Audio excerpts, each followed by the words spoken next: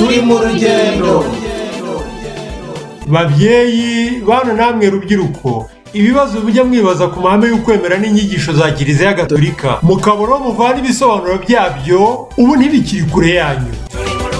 Nimutega amatwi ikiganiro turi mu rugendo Mutegurirwa n'ubunyamabanga bw'inama y'Episkopi Gatolika mu Rwanda, kikanyura kuri Radio Maria Rwanda kuwa gatandatu kuva saa 11 kugera saa 11 n'igice zo ku mugoroba, no kuri Radio Isango Star kuwa gatanu kuva saa 12 n'igice kugera saa 1 zo ku mugoroba. Mushonje murishiwe rero, nimugacikwe n'ikiganiro turi mu rugendo, igiseke gisesekaye ibisubizo by'ukwemera. Murakoze padiri kuba muduhaye uyu mwanya kugira ngo tuganire, ariko kugira ngo ikiganiro cyacu kize kuba cyiza n'abadukurikira bamenye ngo ni bande tuganira, biza ko mubanza mukibwira abakurikira iki kiganiro. Nitwa Padiri Edouard Sinayobye, ndi umuyobozi wa seminari ya propedeutique ya diocese ya Butare Inyumba. Mu ncamake kuri mwebwe Padiri Sinayobye Edouard ninde uretse kuba umuyobozi? Bon, ndi umupadiri wa diocese ya Butare, maze imyaka 20 ndi umupadiri, na upadiri muri mwaka 2000. Nkaba rero nkorera ubutumwa muri diocese ya Butare. Ubu muri iyi myaka umuyobozi wanjye Nyiricyubahiro Musenyeri Filipo yanshinze gufatanya n'abandi kurera abaseminari bakuru muri iyi seminari. Murakoze cyane kuba rero tubasanze hano mu seminari, no kugira ngo mukundi bwa butumwa mukora mukomeze mu bufasha n'abandi bakurikira ibitangazamakuru bitandukanye, cyane cyane ko mubizi ko muri iki gihe hari uburyo bwo gukoresha communication sociale kugira ngo tugere ku bantu hirya no hino. Uyu munsi rero tuganirize ku Eucharistia ni iki? Murakoze Tresor. Eucharistia ni rimwe mu masakramentu Nyagasani Yezu yashinze, ngo kimwe n'andi masakramentu tuyavome mu buzima bwe. Ni byiza kuvuga kuri Eucharistia kubera impamvu ebyiri cyane cyane, kubera ko Eucharistia ifite umwihariko. Mu yandi masakramentu yose Eucharistia ifite umwihariko kuko hari sakramentu twakira ku buryo bw'ukuri, ku buryo bwuzuye Yezu Kristo ubwe. Eucharistia ni byiza kwivuga kubera umwihariko iryo sakramentu rifite. N'impamvu nuko turi mu mwaka wa Eucharistia. Umwaka wa Eucharistia ubu ngubu Nyirubutungane Papa yavuze ko hazahimbazwa muri uyu mwaka ihuriro mpuzamahanga rya 52 rizabera i Budapest muri Hongria. Byagombye kuba ryarabaye muri uku kwezi kwa 9 ku itariki 20, none Papa yaryimuriye muri uyu mwaka utaha. Ubwo rero ni byiza kuvuga Eucharistia no muri iki gihe nyine duhimbaza, duhamagarirwa kuzirikana ku buryo burushijeho ibanga ry'urukundo rwa Nyagasani Yezu Kristo mu isakaramentu y'Eucharistia. Eucharistia ni iyobera, ngo twanze dusobanure n'iryo jambo. Iyo tuvuze ngo ni iyobera ry'ubuzima bwa Yezu Kristo twakira muri iryo sakramentu, kimwe n'andi masakramentu yose. Iyobera si ikintu kidasobanutse, iyobera si ihurizo, si ikintu umuntu atumva, kuko Imana yitwihishurira mu byo yatwihishuriye ari ukugira ngo mu bwenge bwacu ariko ku rugero rwabo dushobore kwakira ukuri kwayo. Rero iyobera mu nyigisho za Kiliziya ni ukuri kwerekeye ku Mana, ubwenge bw'umuntu bwakira ariko bukaba budashobora gusobanukirwa ku buryo burangiye. Bwumva uko bureshya, hari igice cy'uko kuri twumva izuka iyo tuvuye ngo Imana ishobora byose ntabwo ari ikintu kidasobanutse, ntabwo ari ivurizo. Imana ishobora byose kuko yaremye n'ibi tubona, ariko kuvuga ngo ese Imana yo yaremwe nande, urumva ubwenge bwacu ntabwo buhashyikira. Iyobera rero ni uko kuri kwerekeranye n'Imana, ubwenge bwacu bukabyumva by'igicagati, hakaba ikindi gice gisaba birumvikana ukwemera. Tugaruke rero kuri Ukarisitiya nk'iyobera ry'urukundo rwa Nyagasani Yezu Kristu washoreje byose wa mugambi wo gucungura abantu. Imana yari ifite kuva ikiturema umugambi wo kutubumbira hamwe, umugambi wo kunga ubumwe natwe, umugambi wo kuduha ubuzima bwayo ku buryo bwuzuye. Uwo mugambi Imana ikaba yarushoreje mu gikorwa gikomeye cy'ubwitange bwa Nyagasani Yezu Kristu, urupfu n'izuka rya Nyagasani bitwereka urukundo rukomeye Imana yakunze abantu kuva ikibarema. Yezu Kristu abivuga mu Ivanjiri ya Yohani avuga ngo ntawagira urukundo ruruta urw'utanga amagara ye kubera abakunda. Kuvuga Ukarisitiya ni ukuvuga rero urwo rukundo rw'Imana rutemera ko icyaha cyagamburuza umugambi w'Imana. Imana yabona icyo cyaha kigiye kwambura abana bayo ubuzima bwayo, ikemera gutanga byose ndetse n'ubuzima bwayo kugira ngo hatagira kugira ngo icyaha kitagamburuza wa mugambi. Ukarisitiya turaza no kubibona ahari dusobanura, tugerageza gusobanura icyo ari cyo. Ukarisitiya nayivuga mu buryo mfatiye aho twari tugereje, navuga ko ari umutima w'Imana ufungukira abanyabyaha kugira ngo uwo mutima ubahe ibyiza byose, kandi ibyo byiza byose ni ubwayo. Yezu Kristo yavuga ngo dore iki ni umubiri wanjye mwakire murye, aya ni amaraso yanjye mwakire munywe. Ni ukuvuga araduha ku buntu ubuzima bwe bwose. Ukarisitiya ni isakaramentu ry'imbabazi z'Imana, ry'impuhwe z'Imana. Imana iha abanyabyaha ubuzima bwayo kugira ngo, niyo mpamvu tuyita umuti wo kudapfa, wo kuticwa n'icyaha, kuko ufite Imana ntiyicwa n'icyaha. Ukarisitiya rero ni igikorwa, urumva niyo mpamvu tuvuga ko ari igikorwa kibumbye iby'Imana yakoreye abantu byose, guha abantu byose. Yabahaye amategeko, yabahaye abahanuzi, yabahaye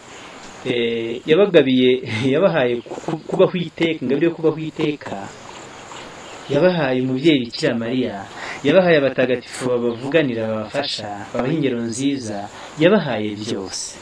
Hanyuma uko yagakunze abe, urumva twibutsa ngo uko Imana yakunze abantu ukabaha ibyo byose, ngo abakunda kugeza ku ndunduro, kugira ngo abakristo batwumva ntabwo ari ibintu bishya, ariko bibafashe gusobanukirwa neza. Ukarisitiya ikintu cya mbere twavuga ni uko ari igitambo cya Nyagasani Yezu Kristo. Igitambo ni ukuvuga ni ituro rigenewe undi. Iyo tuvuze ngo kanaka yabaye igitambo, yabereye undi igitambo, yagiye mu mwanya we, yari kumererwa nabi, noneho amurasanaho, niko bavuga n'Abanyarwanda babivuga nka gutyo, amurasanaho, ndetse birenga kumurasanaho, yemera kujya mu cyimbo cye, mu kibi cye, kugira ngo icyago cyari kumugirira nabi kitamugeraho, bakemera kujya mu kigwi cye. Urumva rero iryo jambo igitambo iravuga urukundo rwigurana urwo twari dukwiye kuko turi abanyabyaha. Umunyabyaha arahanwa.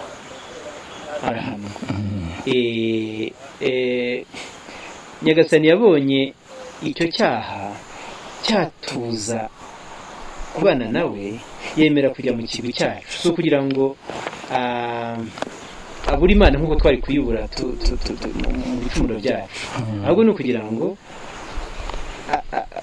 urupfu twari kuzapfa yemere kurwigabiza. Ukarisitiya rero ikaba igitambo gutyo cya Yezu Kristo. Yezu Kristo yabivuze ngo iki? Yaravuze ngo iki ni umubiri wanjye ubatangiwe, iki ni amaraso yanjye abamenewe. Aratanga umubiri we, aratanga amaraso ye, aritanga we ubwe kugira ngo tugumane bwa buzima bw'Imana. Ni ukubyumva neza, kuko kwakira ubuzima bwe urumva n'ubuzima buje gusendera aho urupfu rwari kujya. Turabigarukaho tureba ukuntu Ukarisitiya ari ifunguro rya roho. Misa rero ntawavuga Ukarisitiya atavuze igitambo cya misa. Tuvuga n'igitambo cya misa. Mu gitambo cya misa abakristu bakoraniye hamwe batumiwe na Nyagasani bahimbaza icyo gitambo cya Yezu Kristo, kuvuga ko uwo barangamiye ni Yezu Kristo wemeye kuba igitambo cyabo. Bo baza ari abanyabyaha bakaza gutura Imana iryo turo rishimisha, ituro ry'imbabazi, ituro ry'impuhwe Imana yagiriye abantu, yemera kubigurana, yemera kubapfira. Tuba tuvuga rero, iyo tuvuga igitambo cya Nyagasani tuba tuvuga urupfu rwe. Tuvuga ko urupfu rwe rwadukijije ibyaha, urupfu rwe rwadukijije ibyaha, urupfu rwe rwaturinze kwicwa n'icyaha. Ikindi cya kabiri ni uko Ukarisitiya ari Yezu Kristo muzima. Yezu Kristo muzima. Yezu Kristo yagize ati ku wa kane mutagatifu araye ari budupfire. Niyo mpamvu uwa kane mutagatifu n'uwa gatanu mutagatifu biri hamwe mu gusobanura ibanga ry'Ukarisitiya, kuko ku wa kane mutagatifu Yezu yatanze igitambo ku buryo bw'isakaramento, ku buryo bw'ikimenyetso, ariko icyo gitambo akaba kizaba igitambo ku buryo bugaragara, ku buryo noneho butari ubw'ikimenyetso gusa gisobanura, ahubwo ku buryo busesuye, ku buryo tuvuga busesa amaraso ku wa gatanu mutagatifu. Yaravuze ngo iki ni umubiri wanjye, iki ni amaraso yanjye. Umubiri, amaraso, bivuga ubuzima bwe, ubuzima bwe. Icyo gitambo cy'Ukarisitiya ni ubuzima bwe. Ni ukuvuga rero iyo duhimbaza misa ntagatifu, duturamo icyo gitambo cya Nyagasani, ni uguhimbaza Yezu Kristo muzima. Yezu Kristo muzima mu kimenyetso. Ahangaha turi navuga mu myumvire y'ubuyobokamana isaba ko haza mu kwemera byanze bikunze, kuko ntabwo tuvuga umuntu usanzwe, ntabwo tuvuga ibintu byo ku isi, turavuga ibintu birenze ubwenge bwacu. Ikimenyetso ariko kigaragaza, hari umugati wakozwe n'abantu, hari divayi nayo yenzwe n'amaboko y'abantu. Ibyo nibyo bihinduka. Ukoresha iryo jambo guhinduka biradufasha kumva ikiba muri wa mugati na ya divayi. Ku bubasha bw'Imana, ku bubasha bwa Roho Mutagatifu, mu gihe cya konsekarasiyo umusaserdoti avuga ya magambo Yezu Kristo yakoresheje. Iki ni umubiri wanjye, iki ni amaraso yanjye, icyari umugati usanzwe kigahinduka umubiri, icyari divayi isanzwe kigahinduka amaraso ya Yezu Kristo. Iyo ubireba uko biri, yaba ya divayi, yaba wa mugati, ubirebeye inyuma ntacyahindutse. So kuvuga ko divayi ihinduka amaraso ngo yabona atukura, cyangwa se umugati ngo uhinduke inyama ubona y'umuntu. Icyahindutse ni kamere yabyo buroho, kuko ntabwo hahazwa umubiri, tuhabwa Nyagasani. Twemera ko Nyagasani arimo, nta n'uwakwibaza ngo kuki ntamubonesha amaso y'umubiri, kuko Nyagasani ntabwo wamubonesha amaso y'umubiri, atari umuntu nkatwe. Nzabyemera gute? Ndashingira kuki?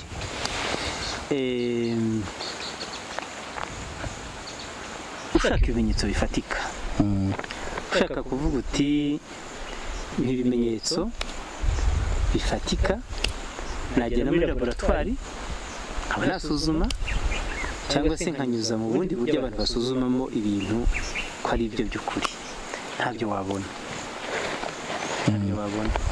Kuko nyine ahangaha ndongera ngo bivuge mbisubire mu mitsindagire, Yezu Kristo uri mu isakamento ry'Ukaristiya ntabwo afatika, ntabwo aboneka mu maso y'umubiri. Ni Imana ntabwo iboneka n'amaso, ntabwo uyihumuriza ngo wumve irahumura, ntabwo uyikorakora ngo wumve urayifata. Imana ni ikibaho, ndanga kuvuga n'umuntu kugira ngo Imana ni umuntu utaboneka. No, Imana ni ikibaho, ntabwo ari ikiremwa, ko niyo muremyi. Ni ikibaho gihoraho iteka, buroho, utabonesha amaso, tushobora kubonesha amaso. Rero uravuga uti umukristo yabyemera ate ko Yezu ari muri Ukaristiya koko? Ni ukwemera kubihamya. Ni nako turirimba muri ya ndirimbo ya Ratasiyoni, ni ukwemera kubihamya. Ese ubundi nanakubaza, n'utwumva nawe akibaza, ubajije umuntu wemera ko Imana ibaho? Umuntu akakubwira ati wemera, bati nemera kwibaho. Hari ugeze kwandika igitabo cyiza, kandi imbere yari umuntu utemera Imana, aravuga ngo yewe, ngo Imana ibaho, ngo nahuye nayo. Bahuriye ntabwo bahuye ku buryo bufatika. Imana tuhurira nayo hehe? Duhurira nayo mu mutima. Ushobora kugirirwa neza n'umuntu bikaguha kwemera Imana, ukavuga uti uriya muntu ngiriye neza kuriya, ni uko Imana imukoreramo. Umuntu mwiza burya twereka Imana, adufasha. Navuga ko ari ikintu umuntu yicumba kugira ngo kimufashe kumenya ikitaboneka. Muri iyo ndirimbo ya Ratasiyoni harimo amagambo meza, hari aho tugera tukavuga ngo hirya y'ibigaragara, akura kumva, hirya y'ibigaragara shaka ukuri bishushanya, urahasanga inyamibwa. Umukristo, umuntu rero yakwemera ko Yezu Kristo arimo koko, abibwirwa n'umutima, kandi umutima ntabwo abikura hano mu bwenge. Ugiye kubishakira mu bwenge no mu bumenyi bw'umuntu, warara ubunze imitima ugashakisha ukabibura. Ariko umutima wacu, yewe uko mbibona mbereye no kuwanjye, ntabwo n'inyigisho nyine ziradufasha, ziratumurikira, duhabwa birumvikana uburere bwa biyobokamana, ariko byinshi tubyigishijwe n'Imana ubwayo. Imana ubwayo navuga ko ariyo itumurikira mu mutima wacu, ikatwereka ko hirya y'ibyo tubona, hirya y'ibigaragara, hirya ya wa mugati wahindutse, hirya ya divayi yahindutse, hari Imana. Turimo turagerageza kugerageza gusobanukirwa dufashijwe birumvikana no kwemera icyo twumva iyo tuvuga ngo Yezu Kristo ni muzima mu isakaramentu ry'Ukarisitiya, ni muzima rwose, ni muzima n'ubumana bwe, ni muzima n'ububasha bwe nk'Imana, ni muzima n'urukundo rwe n'imbabazi ze. Uko Yezu Kristo yatwiyeretse igihe yabanaga n'abantu, niko tumwakira, twakira imbabazi ze, twakira urukundo rwe, twakira impuhwe ze, twakira ububasha bwe. Rero iyo mpawe Ukarisitiya mba mpawe bya bindi byose, mba mpawe urukundo, mba mpawe ububasha bwe. Niyo mpamvu nyine Ukarisitiya tuvuga ko ari n'umuti w'icyaha. Uhabwa neza Ukarisitiya, uhabwa neza Yezu, bimutsindira gucumura, bimurinda gucumura. Ni ukuvuga ko rero Ukarisitiya duhereye kuri ya divayi na wa mugati wahindutse, bya bindi ntiba bikiri bya bindi gusa, si ikimenyetso cyerekana ko Kristo ari muzima, ahubwo niwe mu by'ukuri muri bya bindi. Nicyo bavuga mu zindi ndimi, mu bundi buryo bwo kuvuga, ngo ni, sinzi uko nabivuga mu Kinyarwanda, ni kamere yahinduye imimerere, niba nabivuga gutya, transubstantiation, ni kamere yahindutse. Ntabwo ari cya kindi gusa, ntabwo ari wa mugati uvuga ngo uragaragaza, uributsa, ahubwo wahindutse, nubwo ngiye ngubona umeze kuko wari usanzwe umeze. Kandi si uko abakristo babyemera bituma byahindutse gutyo, byahindutse by'ukuri. Ukwemera ahubwo ko abakristo kuza kubyemera uko biri, babyemera batabyemera, ntabwo ari uko babyemera bituma biba byo, ntabwo ari aho bishingiye. Cyahindutse gutyo, icyari umugati cyabaye umubiri, icyari divayi cyabaye amaraso. Ntabwo bishingiye ku myemerere y'abakristo, nibyo ubwabyo byahinduka, abakristo bakamera uko biri.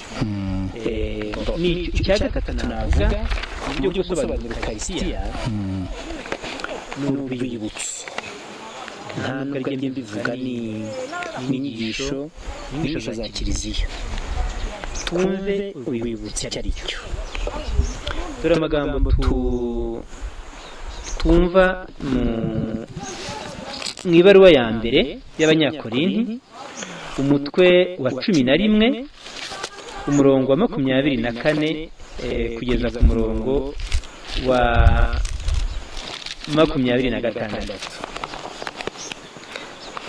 ngo amaze gushimira arawumanyura avuga ati, iki ni umubiri wanjye ubatangiwe, mujye mubikora namwe bibe urwibutso rwanjye. Barangije kurya n'inkongoro igenzereza atyo, avuga ati, iyi ni inkongoro y'isezerano rishya rishingiye ku maraso yanjye, mujye mubikora namwe, kandi igihe cyose muyinywereyeho bibe urwibutso rwanjye. Urwibutso rwanjye. Tumve neza mu magambo avunaguye icyo Nyagasani yashatse kutubwira. Urwibutso. Urwibutso si ukwibuka gusa ibyabaye. Ikintu cyabaye mu gihe cyashize nkibuka ko cyabayeho. Ntabwo ari ibyo, kuko iyo wibutse kuri ubwo buryo icyabaye ni ukwibuka gusa mu buryo bw'ubwenge, ariko cya kindi cyabaye cyagiye ntabwo kigaruka. Niba wibutse umuntu mwahuriye ahantu akakumara inyota, ufite inyota akayikumara, akaguha amazi yo kunywa, ni ukwibuka gusa ko yakugiriye neza, ariko ayo mazi ntabwo agaruka uyu munsi. Kuko bitandukanye. Naho muri Ukarisitiya rero ho icyabaye icyo gihe Yezu yitangiraga abantu, nicyo kiba n'uyu munsi. Icyabaye rero ni iki? Habaye iki igihe Yezu yitangiraga abantu? Dore uko umuntu yabyumva. Habayeho, kandi ubu turabyumva duhereye ku Ivanjiri, habayeho gukunda abantu kugeza aho ubapfira, kugira ngo amaraso ya Kristo yuhagire ibyaha. Icyo nicyo cyabaye, gukunda abantu kugeza kubapfira. No muri Ukarisitiya duhimbaza nuko bigenda. Yezu Kristo atwuhagira ibyaha. uwumvise misa ahabwa bwa buzima bwa Kristo bumwuhagira, bumutsindira icyaha, ahabwa rwa rukundo rwa Yezu witangira ibyaha bye, umukunda.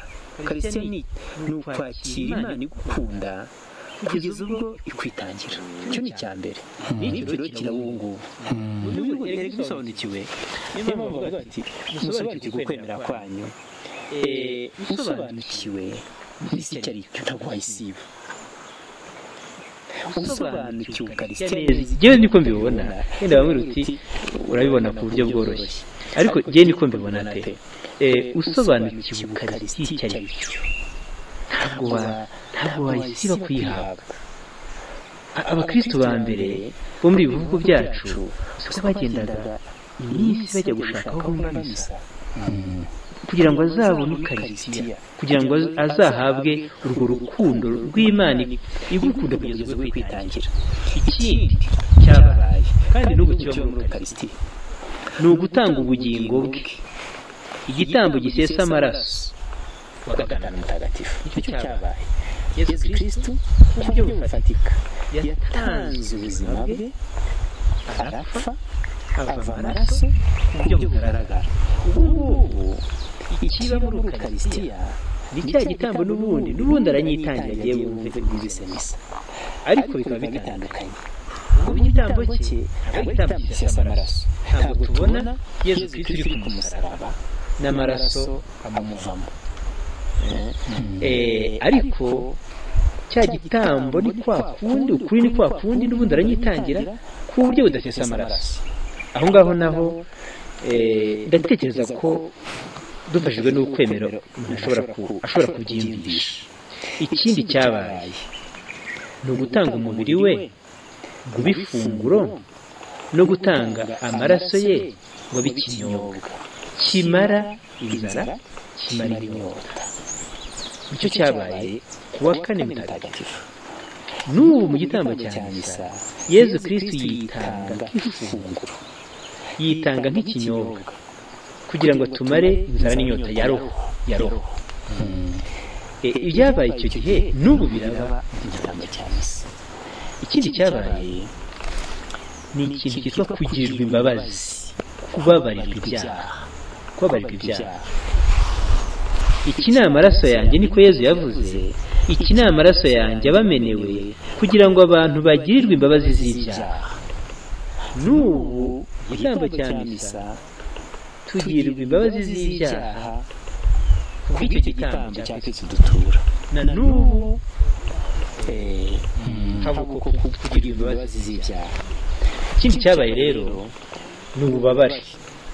Ububabare buvuga iki? Ububabare ntabwo tugomba kuko turi mu iyobokamana, ntabwo tugomba kubwumva mu kubabara gusa, kubabara ku mubiri cyangwa ku mutima. Ububabare bivuga urukundo mu byerekeranye n'ukwemera kwacu. Bivuga urukundo rukunda abantu kugeza ubwo wemera kubabara.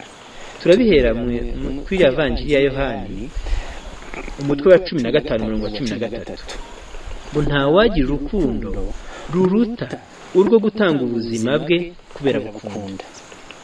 Yezu Kristo yababaye kubera gukunda. Ukarisitiya rero iduha ibyo byiza byose by'Imana yaduhaye kugira ngo dukure tugire ubuzima. Tugere ku kindi gisobanuro. Ukarisitiya ni ifunguro, ifunguro rya roho. Nyagasani aravuga ati aravuga ngo utarya umubiri wanjye ntanywe amaraso yanjye ntazagira ubugingo. Mwibagire Yohana, utarya umubiri wanjye ntanywe amaraso yanjye ntazagira ubugingo. Nimwakire murye iki ni umubiri wanjye nimwakire munywe aya ni amaraso yanjye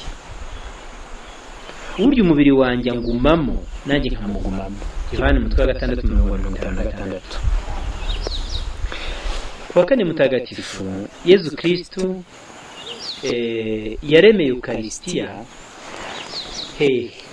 mu gusangira tukita gusangira gutagatifu kugira ngo atwereke ko Eucharistia uwo mubiri we atanze yafashe umugati gutya ngo arawumanyura yafashe umugati n'umubiri we arawumanyura arawubahereza icyo gihe yabahaye umugati bararya ariko icyo gihe umugati wagaragazaga umubiri we niyo mpamvu kuwa kane mutagatifu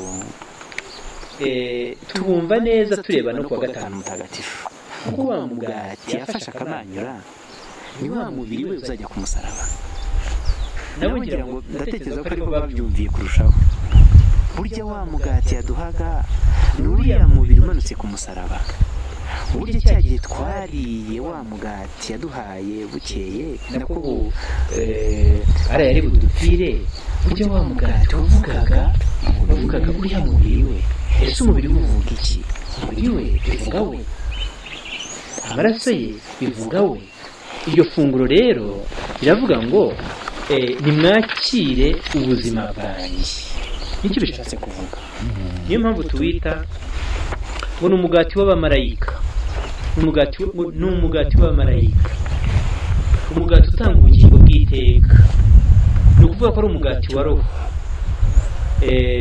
si ikiribwa cy'umubiri ntabwo urya Eucharistia kugira ngo usonzoke mu mubiri cyangwa se ngo unywe amaraso ya Kristo kugira ngo utagira inyota y'amazi ni roho yakira iryo funguro ry'Imana niyo amazi amara inyota burundu Yezu yabwiye umugore wo kuri Samariya ngo nzaguha amazi ngo nuzayanywa ngo ntuzajya wongera kugaruka kuvoma hano ayo mazi ni ubuzima bwe ni Eucharistia rero Eucharistia kandi ni ifunguro kubera ko ari umugati w'amarayika kubera ko ari umusogongero w'ijuru mu ijuru hazaba iki mu ijuru hazaba gutunga Imana mu ijuru hazaba kwakira Imana mu buryo bwuzuye Eucharistia rero ni ukudusogongeza ku byiza tuzagira mu ijuru igihe tuzaba twakiriye Imana indi ngingo isobanura Eucharistia icyo ari cyo ni uko Eucharistia ari igihango cy'urukundo niho Imana yashoreje umugambi wayo wo gukunda abantu kugeza ku ndunduro uko yagakunze abakunda kugeza ku ndunduro ngo ntawagira urukundo ruruta urw'umuntu uhara amagara ye kubera abakunda kubera inshuti ze muri Eucharistia rero duhabwa Imana rukundo duhabwa urukundo rw'Imana Imana arabivuga neza Imana ni iki Imana ni urukundo iyo tuyihawe rero duhabwa iyo kamere y'urukundo niyo mpamvu ari igihango nyine duhabwa urukundo kugira ngo bigende bite kugira ngo natwe dukunde uwadukunze guhabwa Eucharistia nabigeranya n'iki ni ukwakira ugukunda ukamwereka nawe kumukunda urukundo ruhamagara urundi umukristo uhabwa Eucharistia aba yakira urukundo rw'Imana ariko urukundo rw'Imana rukanamuhamagarira nawe gukunda Imana nk'uko yamukunze indi ngingo isobanura Eucharistia ni ubumwe ntabwo twayibagirwa kuko Eucharistia ni ikimenyetso cy'ubumwe kubivuga gutyo umenya bisaba no gusobanura gato ikimenyetso ni ikimenyetso kuko isakaramentu ryose ni ikimenyetso ariko ikimenyetso cyerekana gikora icyo kimenyesha buri isakaramentu nicyo bivuga isakaramentu rikora mu buzima bw'urihawe icyo rimenyesha ntabwo ari ikimenyetso gisanzwe gusa cyerekana ikindi Eucharistia muri ubwo buryo irema ubumwe bw'abayihawe Paul yandikiye abanyakorinto ngo ndabinginze Paul yari yacengewe n'Eucharistia cyane akavuga ngo nimureke Imana ibigarurire Eucharistia ni ukureka imana ikigarurira abayo. Irabigarurira kubera ko yemera kubigurana, yemera kubapfira. Ukarisitiya ikatwunga, birumvikana ko itwunga n'Imana, kuko duhimbaza cya gitambo cyaduhuje n'Imana. Twari abanyabyaha, none twagizwe abana b'Imana, twagizwe intungane nk'uko Pawulo Mutagatifu abivuga ati abatagatifujwe b'Imana, intungane z'Imana. Ukarisitiya iyo yabigize, iyo yaduhaye ubwo butungane bw'Imana, twari abanyabyaha. Itwunga n'Imana rero, ikatwunga n'abavandimwe bacu. Nusoma mu ibaruwa yandikiwe abanyefezi, hari amagambo meza cyane. Umutwe wa 2 umurongo wa 14 kugeza ku wa 18, ngo bombi Umuyahudi n'Umugereki, ni ukuvuga imiryango itari yunze ubumwe, ngo yahurijwe hamwe, ngo yabaye umuryango umwe. Nta Muyahudi ukibaho, nta Mugereki ukibaho, nta mucakara, nta mwigenge, bose babaye umwe. Ukarisitiya yabahurije hamwe. Hanyuma ngo Ukarisitiya yatunze n'Imana ite? Ngo Yezu Kristo ngo akoresheje umusaraba we yashwanyaguje rwa rwango rwari ruri hagati y'Imana n'abantu. Cya cyaha cyadutandukanyaga n'Imana, kigatandukanya n'abavandimwe bacu, Imana yaragihanaguye, yaragishwanyaguje. Niko niryo jambo riri hano muri Bibiliya. Yaragisenye, yaragitsinze, bituma twunga ubumwe n'Imana, twunga ubumwe n'abavandimwe bacu, ngo bose bunze ubumwe muri Yezu Kristo. Ukarisitiya rero ni uguhimbaza icyo gikorwa cy'Imana, Imana ikora mu buzima bwa none. Iyo twumvise misa, iyo tugiye mu gitambo cya misa, dufite ukwemera kandi twumva neza icyo dukora, atari gusa kugenda dukurikiye abandi. Uhabwa Yezu witeguye kandi wumva neza ko uhawe Imana yawe yagucunguye. Mu by'ukuri uko kumva misa ugahabwa Yezu bikunga n'Imana, bikakunga n'abavandimwe bawe. Kuko nta muntu wagombye kuva mu misa, aho tugomba no kuyibaza, nta muntu wagombye kuva mu misa ngo akomeze umutima, ibikorwa, ibitekerezo byo kwanga abandi. harakomeye hari umuhanzi wavuze ati Ukarisitiya ndahazwa nataha ngasoma intango. Yego, niho mushaka kuvuga aho ngaho? naho ngaho. Ariko tubigarure mu bumwe, kuko turavuga ubumwe cyane cyane. Wavuze ngo mu Ukarisitiya ndahazwa natanga nkasubira mu mihango ya gipagani. Mu by'ukuri ya misa yagiyemo, ya Ukarisitiya ntabwo yahawe Ukarisitiya, ntabwo azi, cyangwa se mu buryo bushije gusobanura, ntabwo azi icyo yahawe, Hari ijambo rivuga muri Atasiyoni ngo ahabwa umwe ahabwa benshi, ariko biranyuranye. Ahabwa umwe ahabwa benshi, ngo ariko biranyuranye. Ni urupfu n'ubuzima, ubugingo n'ubw'abeza, ababibahabwa urupfu nibo birobanura. Ntabwo ari dukoresha ijambo ry'igifaransa ari automatique. Niba ntafite uko kwemera, ntabwo bya bindi turavuga bwa bumwe, rwa rukundo rw'Imana, ntabwo byakira. Nubwo nahazwe ariko ntafite ukwemera, ntabwo bingirira akamaro. Uwo mpawe afite akamaro, ariko ntabwo bingirira akamaro kuko ntamwakiriye. Nk'umuntu waguha ikintu cyiza ariko ntucyakire. Ubumwe rero ahangaha tugomba nk'Abanyarwanda cyane cyane n'ibi byago bya Jenoside yakorewe Abatutsi n'amateka mabi y'ivangura yabaye muri iki gihugu, n'ibindi byose twavuga ngo ni ubugambanyi bw'urukundo rw'Imana, ni imbogamizi zikomeye zivuguruza icyo umukristo yakira muri Ukaristiya ntagatifu.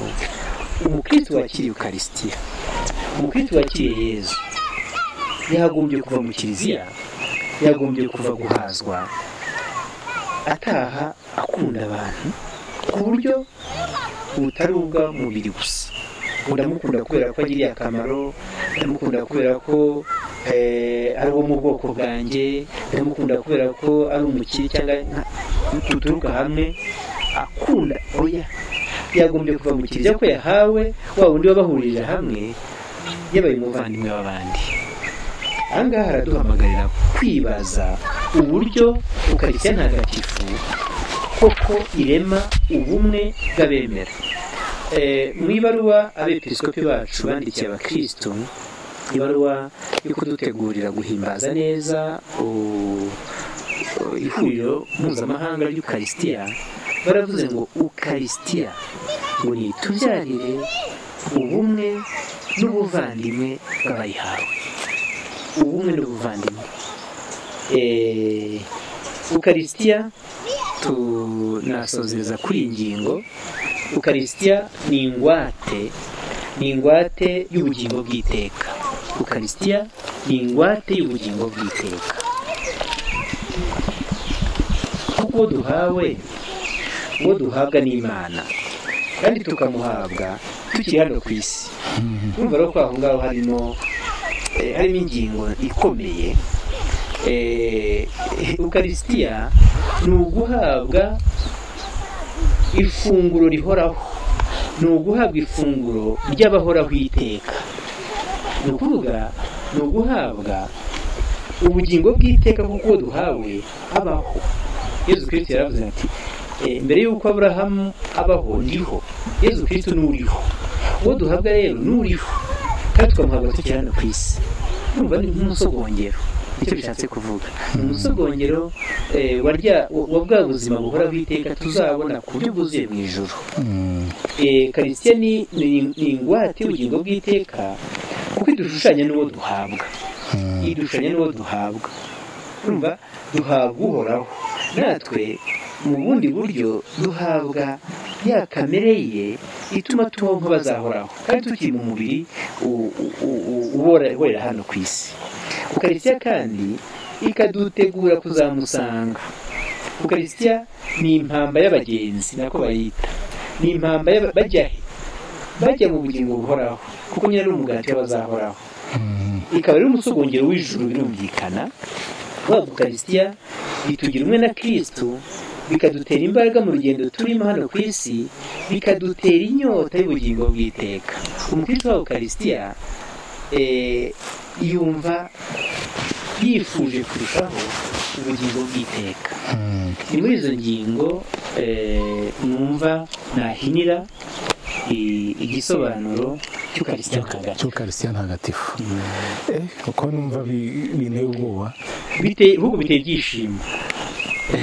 wenda kubirimo ubikora abizi biteye ibyishimo, ariko ubikora atabizi nyuma akaza kumenya ibyo ngibyo numva yagira ubwoba nikanze.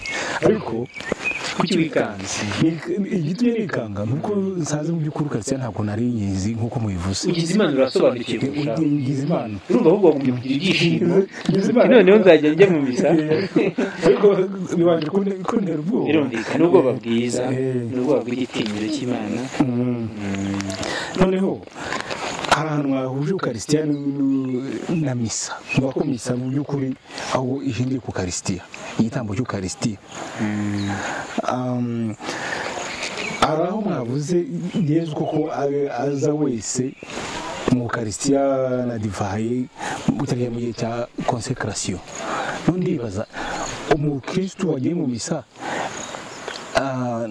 ntashobora gukurikirana iyo konsekarasiyo, ntabwo mu by'ukuri nta misa aba yumvise. Mbivuze gutyo, cyangwa mu yandi magambo konsekarasiyo ni icyo gice gikomeye cya misa, nubwo atari byo turi kuganiraho. Nicyo gice gikomeye, ni igice gikomeye kubera ko muri konsekarasiyo haba iki?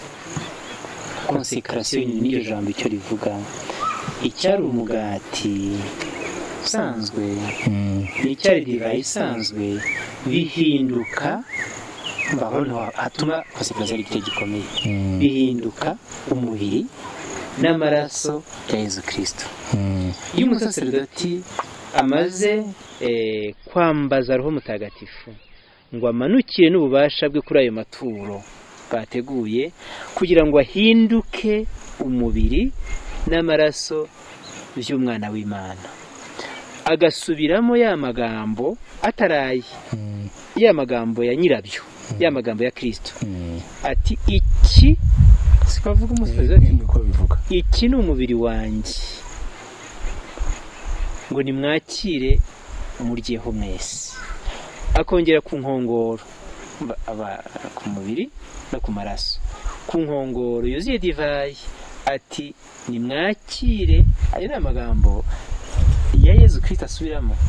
Niyo mpamvu nyine harimo ireme rikomeye, ntabwo ari umupadiri ubivuga, ahubwo ni Kristo ubivuga mu mupadiri.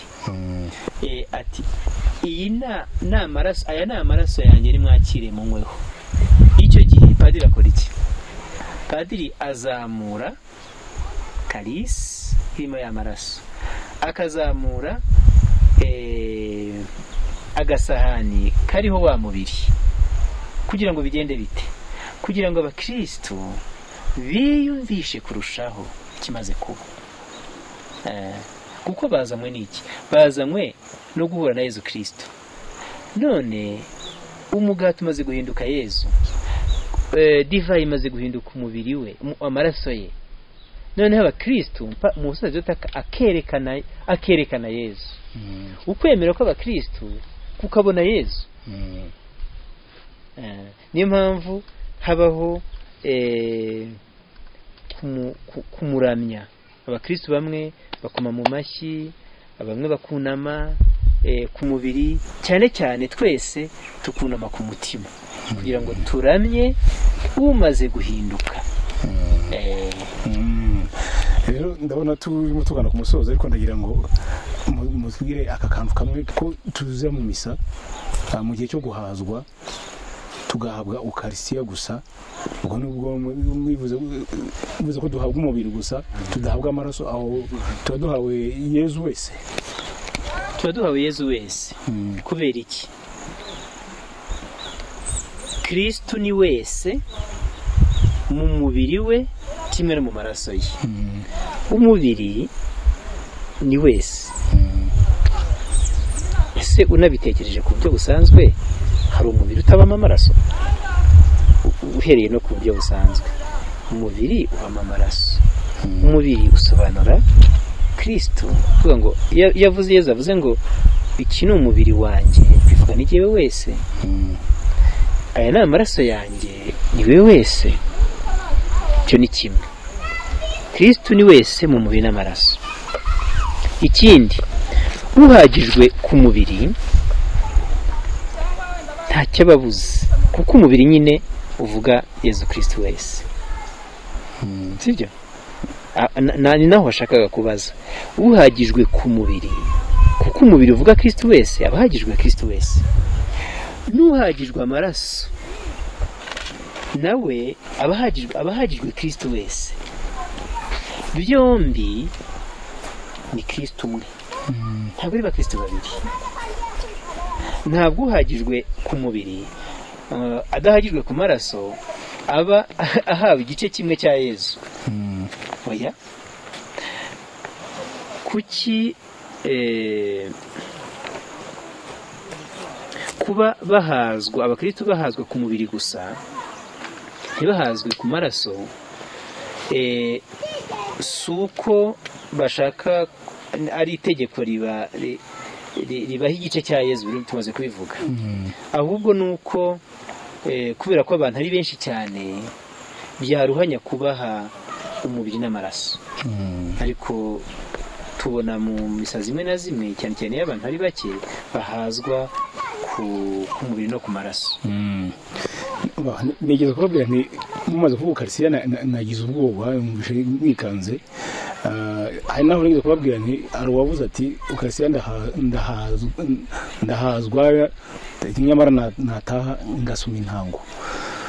None nk'umukristo gatolika nitware nkora iki kugira ngo mpabwe Yezu mu buzima, funguro ry'ubuzima kandi ingwate y'ubugingo bw'iteka, numve ko muhawe. Jewe navuga ibintu bibiri.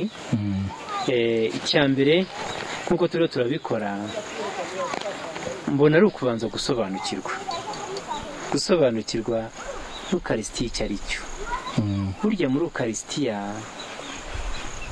ibiberamo birenze uko umuntu yabivuga, ariko niba nabivugana. Ntekereza ko hashobora kubaho kudasobanukirwa bihagije n'Ukarisitiya. Noneho nigeze kuvuga nti umuntu amenye Ukarisitiya icyo ari cyo, umuntu amenye misa icyo ari cyo ntabwo yayisiba. Umenye ko ari usobanukiwe kurushaho, kandi ntabwo tubimenya ngo tuvuge ngo twarabimenye birarangiye. Ni uguhora iteka twiyibutsa, twiga, kuko ari nyine ari ukumvisha umutima, kumva ko Ukarisitiya ari Imana igukunda, ikakugirira impuhwe, ikakugirira imbabazi, ikakwitangira, ikagukiza ibyaha, ikaguha ububasha bwayo, ikaguha imbabazi zayo. Kumva Ukarisitiya bene uko byatuma umuntu ashishikarira kuyihabwa, cyane cyane no kuyihimbaza neza. Icyo nicyo cya mbere, gusobanukirwa n'Ukarisitiya icyo ari cyo. Ibyo rero birasaba ko duha abantu twese, abayoboke twese, abagize icyo barusha abandi bakabafasha, tugafatanya twese gusobanukirwa. Ikindi cya kabiri navuga cyatuma umuntu ahabwa Ukarisitiya neza ni kuyitegura.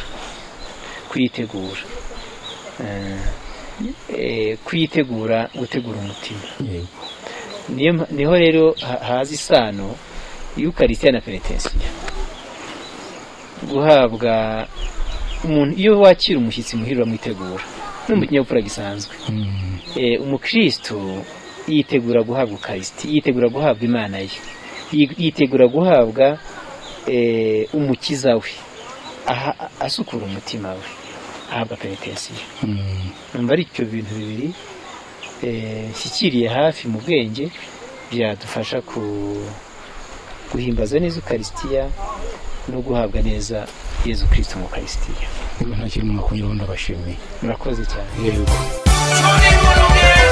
Ariko papa, kamara numva padiri avuga ngo natwe abana dufite uruhare muri kiliziya, bishoboka bite? Bamuganira amafaranga tugira tukiri abana, ubwo byashoboka bite? ariko muri mwe waje tuba mugore. Aka kanya ribagiwe rero. Ndabona ibintu bincanga kabisa, ariko ubundi wabivamo nk'igihe akimanara, ariko sinabwirwa n'iki niba ari byo mpamagarira. Nuko twahenguka mu kiliziya tukaba turuna, tugatera gasigara n'ibibazo icyo bivuze kikanyura. Ariko si ubwo wambwira ute ko Bikira Mariya atari umugore nk'abandi ko? Subizaho. Ibibazo wibaza ku kwemera kwa Kiliziya Gatolika n'inyigisho zayo. Misa, ukwigira umuntu kwa jambo, ubutatu butagatifu, indangakwemera, ijyanwa mu ijuru rya Bikira Mariya n'ibindi. Byose bisubirizwa mu kiganiro Turi mu Rugendo, utegurwa n'ubunyamabanga bw'inama y'Abepiskopi Gatolika mu Rwanda, kikanyura kuri Radio Mariya Rwanda kuwa gatandatu kuva saa 11 kugera saa 11 n'igice zo ku mugoroba, no kuri Radio Isango Star kuwa gatanu kuva saa 12 n'igice kugera saa 1 zo ku mugoroba. Iki kiganiro kandi kiboneka no kuri YouTube channel yitwa Eglise Catholique Rwanda. Turi mu Rugendo.